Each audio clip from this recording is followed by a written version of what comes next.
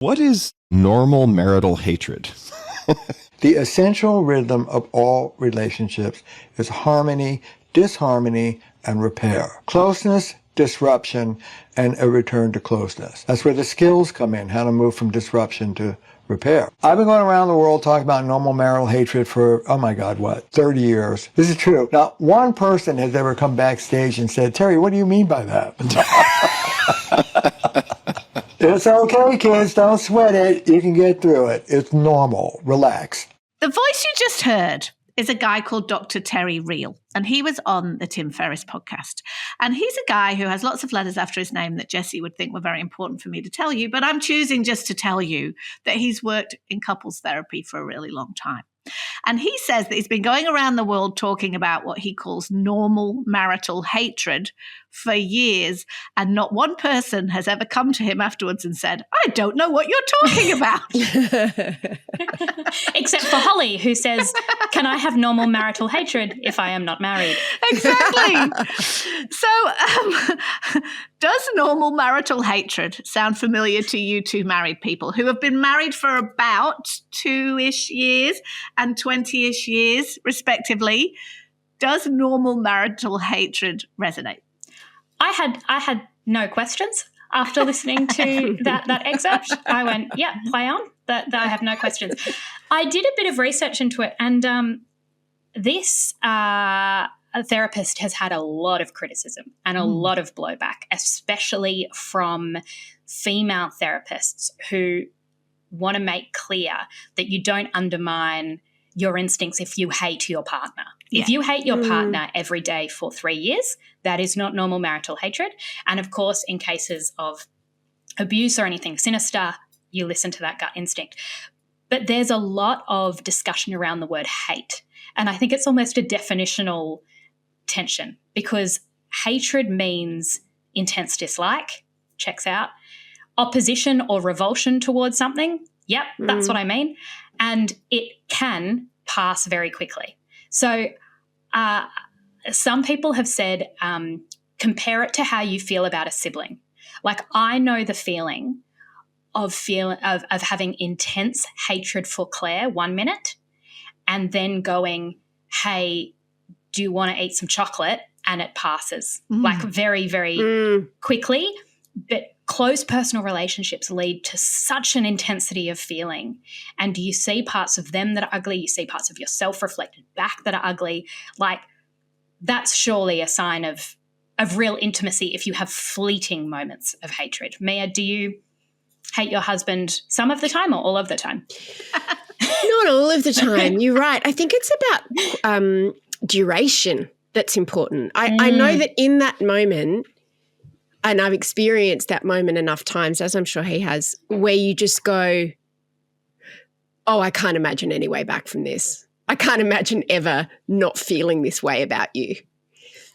And sometimes I guess, well, for us it hasn't been true yet, but I guess it was true at one point because we did split up. But I think you're right. Like, I also can't hold on to things for very long. I've also been in relationships before him where I felt that and it didn't pass.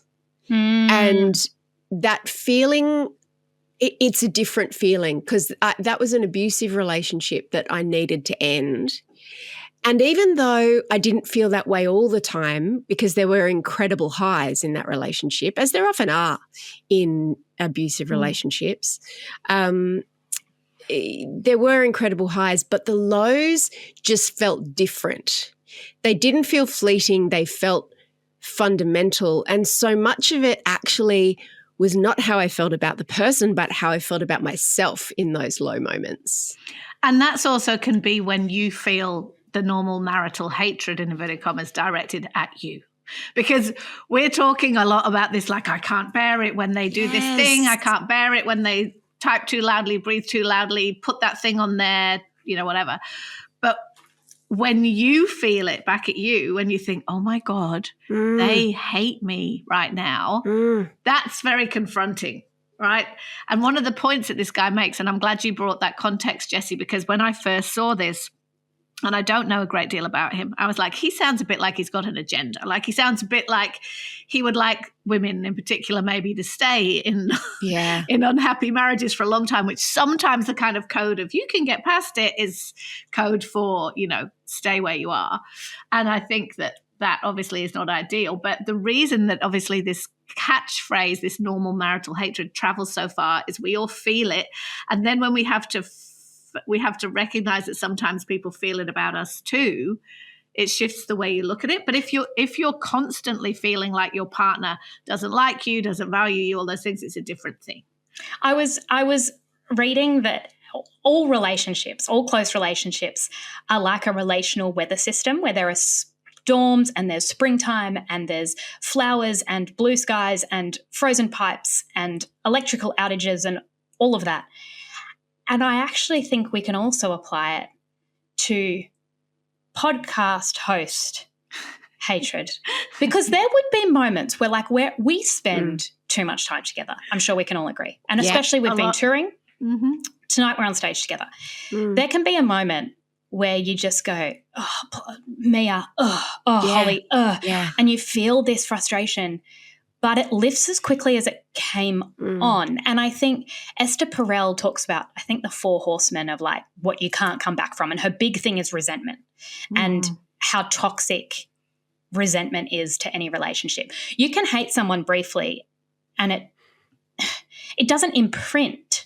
It's like a feeling of intense irritation more than anything. And then you forgive it.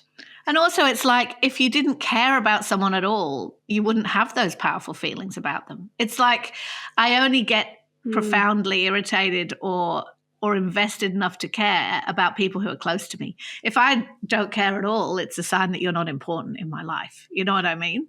I think I have strong feelings about lots of people who aren't important in my life, who I've never met before. I have a question. Does normal marital hatred, which apparently you can come back from, how does it compare to the ick?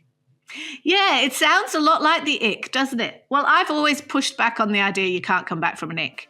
I think if you couldn't come back from an ick, then no one would ever stay in a long relationship, because there are always going to be times in a relationship when you're living in close proximity with someone, sharing a bathroom with someone, watching them eat and do all of the intimate things that we do all the time, that someone you love is going to give you the ick. I believe you can bounce back from the ick if the other respects are in place. That's what I think.